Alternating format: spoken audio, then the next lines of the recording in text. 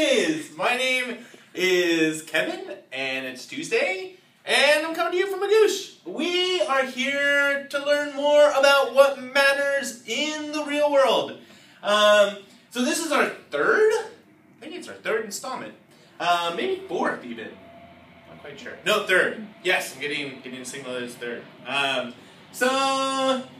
Remember that these concepts aren't things that are like explicitly tested on the GMAT. These are just things you should know about so that you feel more comfortable when you're doing critical reasoning or you're encountering a reading comprehension passage. If you're an avid reader, if you're out there reading a lot, you're going to know a lot of this stuff already. But if you're not, then this will be a slight shortcut. But this won't replace actually getting out there and reading about these things in the real world, because that's what matters. So today we're going to talk about the courts, specifically here in the U.S., and there's a couple of terms that we're going to learn about today. We're going to learn about beyond any reasonable doubt.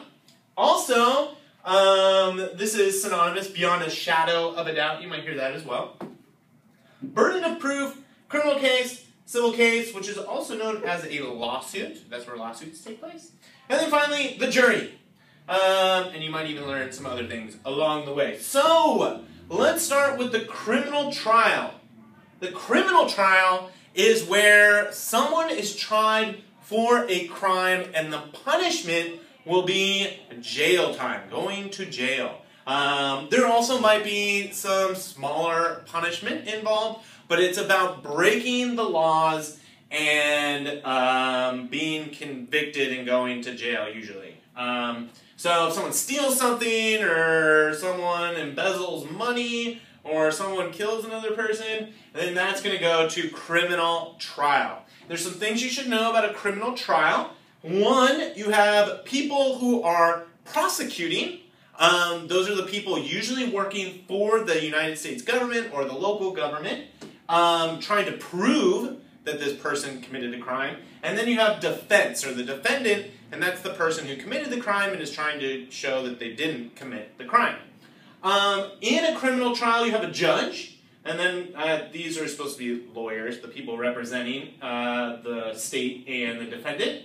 And then these people over here are the jury. So there's 12 jury members in a criminal trial, and they make a decision of whether or not the person is guilty. And this is where we're going to get into beyond any reasonable doubt and burden of proof. So the way that the court system works in the U.S. is that the burden of proof is on the prosecution.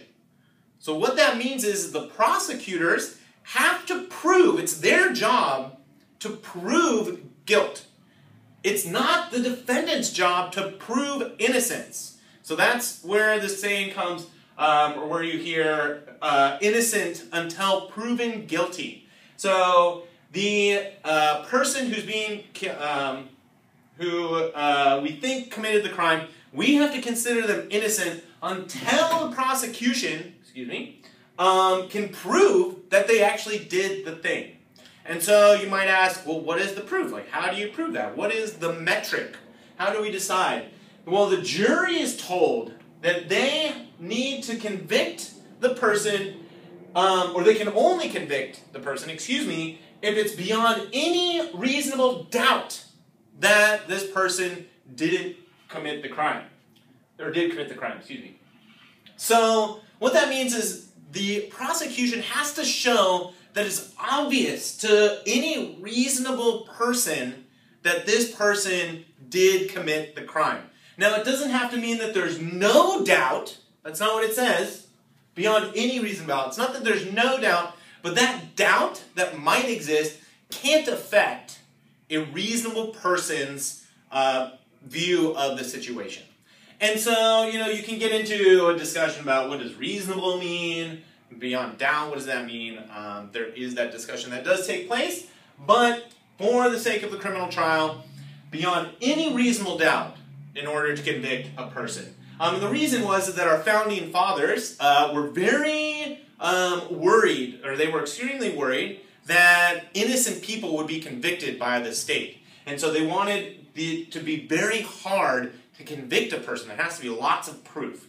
And the other interesting thing is that all 12 people have to agree. It can't just be that 11 people think that the person is guilty and one person thinks they're not guilty. All 12 people must think that this person committed a crime beyond a shadow of a doubt, beyond any reasonable doubt. So the burden of proof is on the prosecutor to show that the defendant, or the person being convicted, is actually the criminal. So that's criminal trial. Very stringent, very, very hard to prove that someone is guilty. A civil trial is different. That's where people go and that's what a lawsuit is. It takes place in a civil trial. So when you hear that the United States is a very litigious country, they might be talking about this. They might be talking about the fact that Americans like to sue each other, which tends to be the case. And that takes place in a civil trial. And the burden of proof and beyond any reasonable doubt is very different here. For one, you can have you can have a minimum of 6 jurors, but it can go up to 12 as well. So you can have 12, but you could have just 6. And the proceedings of a civil trial are a little bit different because person A just needs to present their case for why they think person B wronged them, and person B needs to show their side of the story, and then the jury just needs to decide whose story is more believable. And that's it. There's not this heavy burden of proof in a civil trial. It's usually 2 people, like say you were driving your car and someone else was driving their car and you guys got in an accident. You want to prove that it was the other person's fault and you want them to pay for the damages to your car. You would go to a court and have a civil trial, and there you would then argue your case for why you think that person should pay, for your car damages, and this person would give their reason, and then the jury would decide. And here you don't need a unanimous decision. You just need a majority of the jurors to agree. So again, here it's unanimous. You have to have every single person agree, and here just over half needs to agree, 51%. Cool. So that is Real World Matters for today. Hopefully you know a little bit more about the court system, know a little bit about criminal trials and civil trials. Again, this is very introductory. Please go out and learn more on your own. And if there's any other real world matters that you think we should talk about, please let me know. Leave comments down below me. I'm standing on top of them right now, and I'll record a video. All right, be excellent to the universe, and I'll see you next Tuesday.